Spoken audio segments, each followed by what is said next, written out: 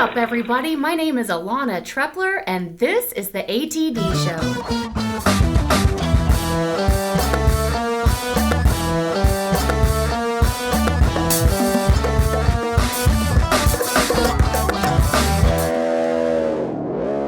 At Above the Dog Studio today, I am very excited to have a local St. Louis nonprofit organization represented by Frank Bell with Elevate St. Louis. So Frank, welcome to the studio. Thank you, Alana. Pleasure to be here. I'm so excited to have you. So nonprofit organizations in St. Louis are very important. Tell me about Elevate St. Louis and how you help our community.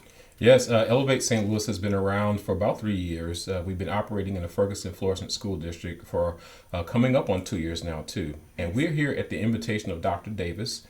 When he came to the district, I want to say about 5 years ago, he wanted to be able to do a few more innovative things with education. And he heard about Elevate in other places and wanted to have a chapter here.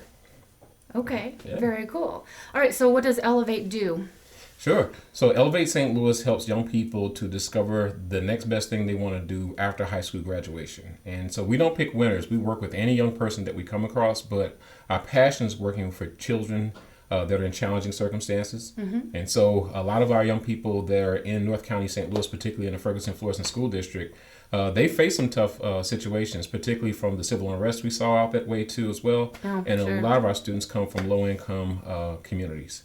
And so, but that's, I guess you could say that's our passion place for us, because we want to work with those young people to discover hope, discover that they can be a great student, and then also discover a vision for themselves and go after it with everything they have. Fantastic. Yeah. How do you do that?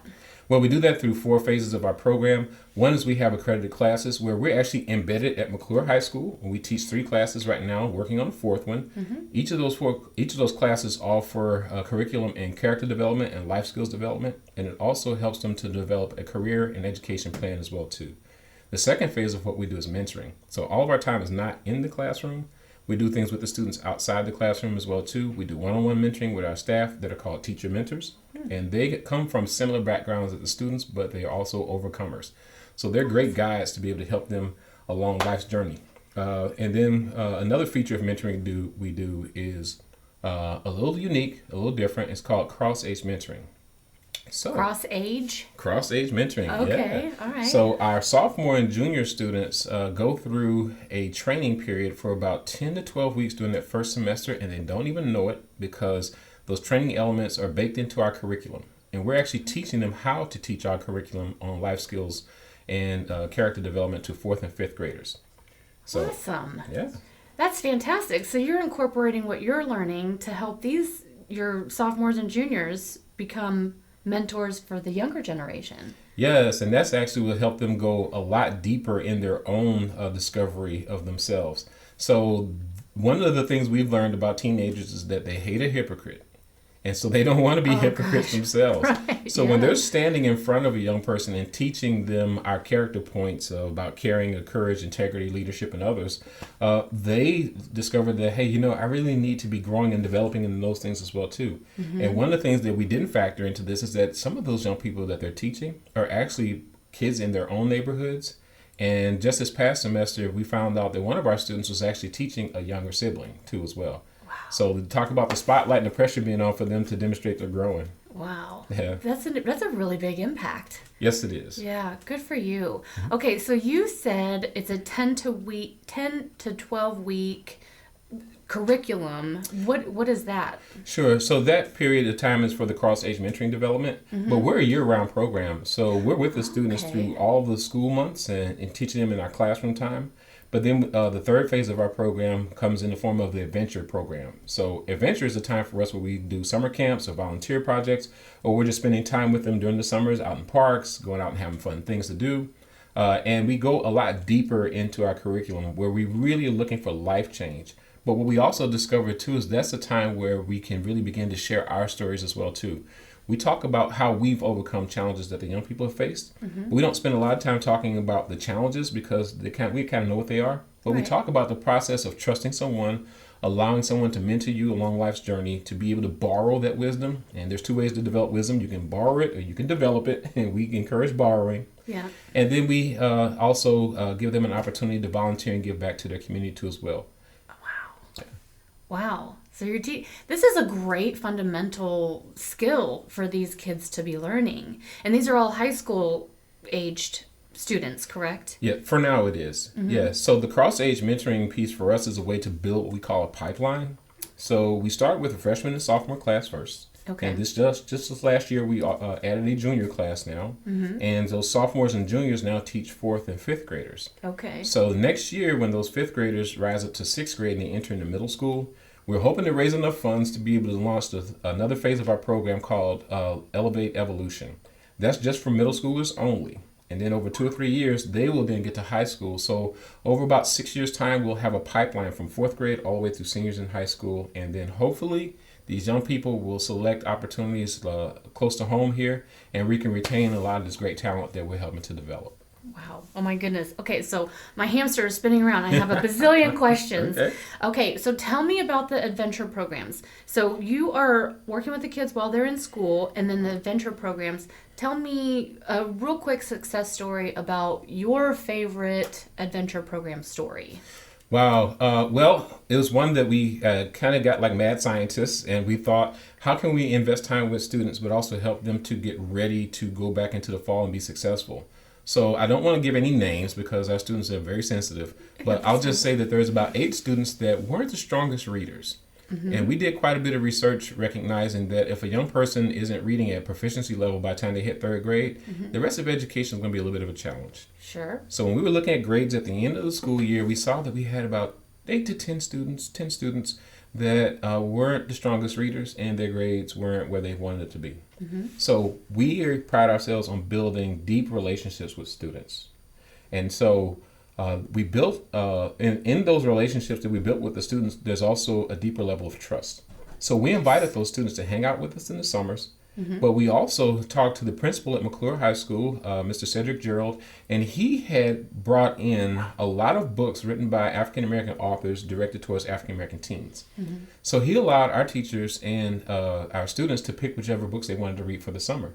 Then he took some time to train our teachers on how to develop literacy skills in the students. So the kids were thinking like, oh man, we're going to sit at school and come back and read and stuff. That's boring. And it's like, no, we're going to take our books to the zoo. We're going to take our books to the cathedral. Yeah. We're going to take our books to museums. We're going to take our books out in the park. You can read anywhere. Yeah. And so we got great images on our website that you can see students that are reading out in front of the chess club in the Central West End, or they're reading books at Shaw's Garden, or they're reading books at the St. Louis Zoo, or they're reading books at Forest Park. Wow. And so a lot of those students had become stronger readers now, and we're starting to see an uptick in their grades. Right. So. Well, because then they don't feel like they're stuck in a room reading. They're out in nature, and that's huge. Definitely. That's incredible. Wow. Okay. So many questions. All right. So how can we get involved? How can we get the community involved? How can we help?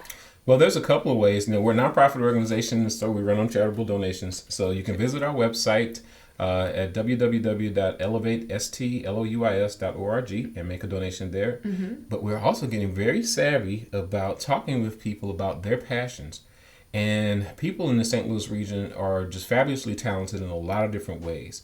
And so we're working with our students to discover their interests as well, too. And so we're matching a group of individuals that have talents and abilities and can be door openers for our students to come and mentor them after school. Okay. So there's a local creative agency that does a lot of great work with video production and social media things. Mm-hmm. And so they're putting together a group of their staff to come over and volunteer with our students after school. Cool. And those students are now going to help to generate content for all of our social media platforms. So we have a lot of creative kids with a lot of creative energy, some of them into the arts, some of them like graphic design, some of them like sculpting and printmaking. And so here's a way for them to have now to be a way to pursue a creative passion that they otherwise wouldn't normally have. Sure. But at the same time, you got professionals that want to give back. Yeah. And so they don't want to do the usual things of volunteering in other places. Mm-hmm. And so it allows them to be able to share what they already are great at, and at the same time they get to develop a passion in another young person. That's right. Yeah. You know, with our kids, if we don't give them the opportunity to try many, many different things, they're never really going to be able to find what they're passionate about and what they really want to learn and what they really want to do. Yeah, and to your point there, because our young people are attached to social media, they have smartphones in their pockets, they have access to computers, the whole world is open to them, but sometimes it's a challenge to be able to narrow down their interests. Yep. And so we'd like to provide them with as many hands-on opportunities as they can, but it's the power of it really happens in the mentoring. Because that mentor, the volunteers from our community and even our own staff, we get to talk about our life and our journey and how we got to where we are. Yeah. And for some of our students, their stories overlap their mentors and the adults in their lives too. So they really begin to believe, hey, this is possible for me. Right. And then from there, we have the structure to help them to build an action plan that can help them to be successful after high school. Right. Wow. This is all so great. Okay, so we'll have everybody go check out the website, look at the different volunteer opportunities on your website. So if somebody wanted to get engaged, they are able to do that. Well, not just yet. So we are still a young organization. Okay. We just did good getting a functioning website up and running. So, but yeah, our contact information is there on our website too. And the phone number there is my cell phone number. So you're going to talk directly to me. Right on. And so we will be able to integrate anyone in our community into our program if they would love to be able to give back to these kids. Okay. Frank, thank you so much for coming into the studio today. Is there anything else that you might want to mention about Elevate St. Louis? Actually, there is. There's a great way for folks to come in and get a chance to see what we do. We have visits called Come and See, and it's just that. You get a chance to come to the high school and come and see what we do. And it's an immersion experience. So you're not just standing along the walls watching the kids interact in class. Okay. You actually get a chance to sit down with the students. You introduce yourself when you come in, let them know a little bit about you and your story. And then we have this thing called Bell Work or Do Now. It's the first assignment when kids come into the classroom. You'll get one of those. Park it at a table next to students. And we don't use desks. We have tables to really build that sense of community. Nice. And you get to sit down with a student and work on that assignment with him or her, share a little bit about yourself, and that becomes your learning partner throughout the entire experience. Cool. Another more interesting way, though, as I alluded to before, is with our cross-age mentoring piece, is that now we've opened up that opportunity for people to come and see that as well. And that's where the light bulb really comes on for people when they get a chance to see that high school student walk into the classroom and see all of those fourth and fifth graders that are just dying to see them and they're excited for them to be there. Yeah. And then they're leaning on the edge of their chair, hanging on every word that they're sharing. This is fantastic for those folks to be able to see that our kids are able to give back before they become responsible adults and go out into the world. But they also get a chance to talk with those students on the way back to school to really begin to hear more about their life's journey. Nice. So I strongly urge people to do a come and see visit with us. Okay. And that information's on the website? Yes, it is. Okay. Awesome. You know what? I want to come back and revisit this in about 10 years from now and see where the relationships are going from the high school students working with the younger kids. I would love to see the relationships and how they've grown and how they're extended for that long. I really hope that that's how it works out, and I would love to see that. It'll be fantastic. We are the 10th Elevate to come into existence. There's 13 of us total. And the program has been around the country now for about 37 years. Okay. And I can say that what you'd like to see 10 years from now, we're seeing it in other places. And we are seeing Elevate alums get degrees, come back to the community, and some of them are working for the Elevates. Wow. But we're also starting to see whole communities now start to turn around and have hope because they have now multiple generations of members that have gone through this process of discovering what they're great at and helping to pull the next generation along. So I want you to see it too. Oh my gosh. Let's grow, St. Louis. Awesome. Well, thank you again for coming into the studio, and I'm looking forward to watching you grow. Wonderful. Thank you. For Frank Bell, my name is Alana Trepler at Above the Dog Studios. Ta-ta for now, everybody.